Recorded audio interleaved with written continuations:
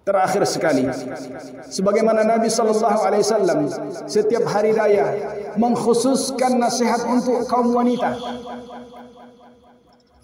karena Islam, sebelum Islam datang, wanita sungguh sangat direndahkan, tidak punya harga diri, diperjualbelikan seperti barang dagangan yang lain,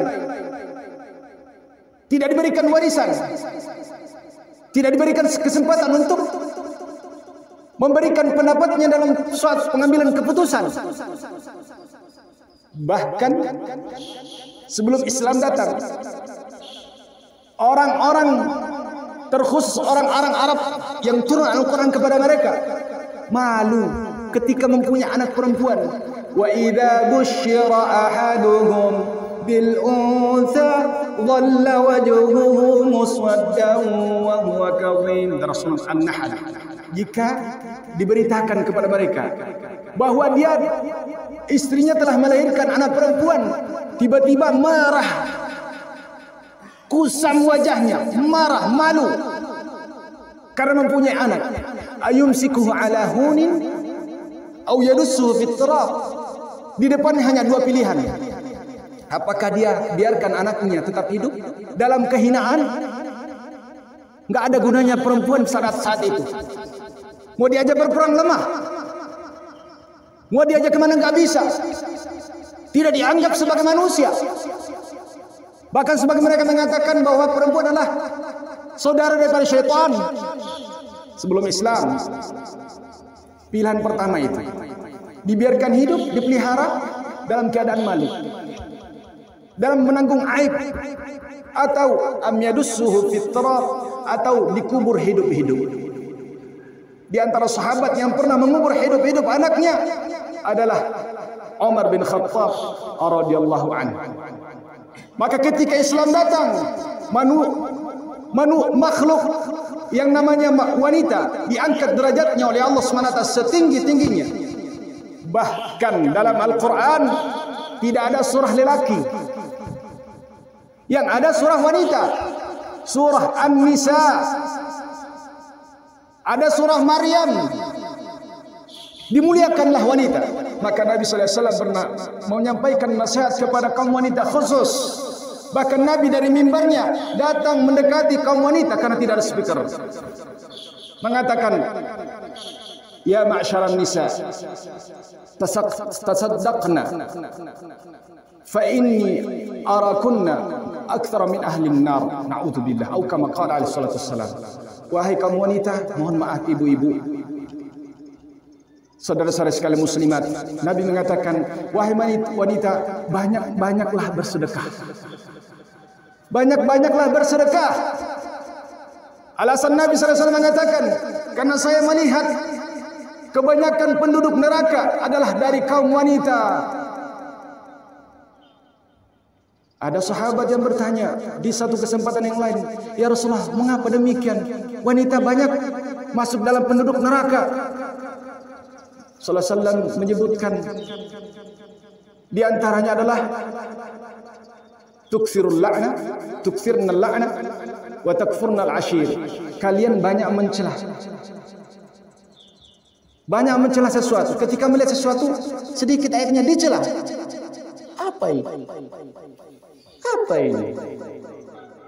Wa takfurna al-ashir, dan juga mengingkari perbuatan baik suaminya. 50 tahun dia hidup bersama, berumah tangga, tak pernah melakukan suatu kesalahan. Di satu hari saja dia melakukan kesalahan. Hanya lupa mengirimkan makan siang. Misalnya, dia mengatakan, kamu tidak pernah berbuat baik sedikit pun. Itulah diantara sebab wanita masuk dalam klasemen paling atas penduduk neraka waliyadzubillah. Tapi insyaallah ibu-ibu sekalian, muslimat sekalian di sini insyaallah masuk surga bighairi hisab.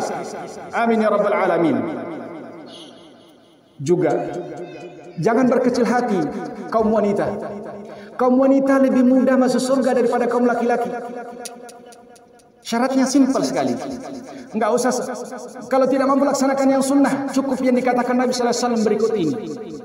Idza shallatil mar'atu khamsaha wa shamat syahraha wa hassanat farjaha wa ata'at ba'laha tadkhulul jannata min ayyi babin sya'at, atau kama qala alaihi salatu wasallam.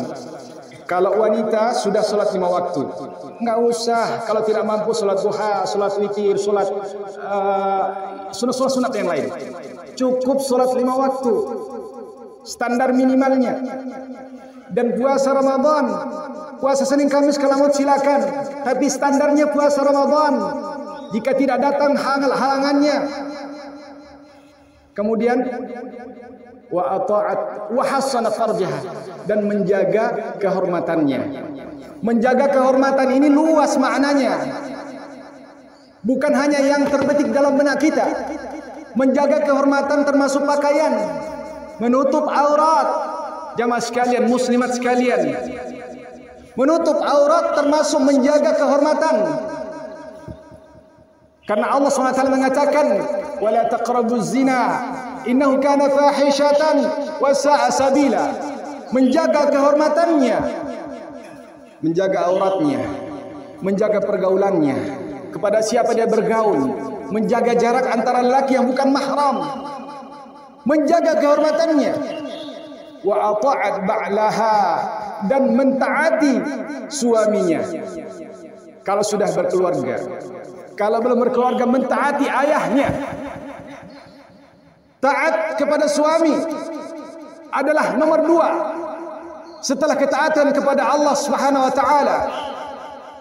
Rasulullah sallallahu alaihi wasallam pernah mengatakan, "Lau kuntu amiran li ahadin an yasjuda li ahadin, lau kuntu amiran ahadan an yasjuda li ahadin, la amartul mar'ata an tasjuda li ba'liha aw li zawjiha aw kama qala." Jika saya diperkenankan seseorang bisa bersujud satu sama lain, orang bersujud kepada orang, maka saya akan perintahkan seorang perempuan, seorang istri bersujud kepada suaminya. Ketaatan kepada suami adalah nomor 2 setelah wanita itu telah berkeluarga. Jika sudah salat 5 waktu, puasa Ramadan, menjaga kehormatannya dan mentaati suaminya, nanti di akhirat akan dikatakan kepada mereka, silakan masuk surga. Dari pintu mana saja? Pintunya surga ada jumlahnya ada 8. Silakan masuk surga. Dari pintu mana saja. Mudah-mudahan kita semua, istri-istri kita, anak perempuan kita, semuanya masuk ke dalam surga bi ghairi hisab, tanpa ada perhitungan, tanpa ada pemeriksaan. أقول ما سمعتم واستغفر الله لي ولكم. أعوذ بالله من الشيطان الرجيم. بسم الله الرحمن الرحيم. الحمد لله رب العالمين الرحمن الرحيم مالك يوم الدين. إياك نعبد وإياك نستعين. اهدنا الصراط المستقيم صراط الذين أنعمت عليهم غير المغضوب عليهم ولا الضالين.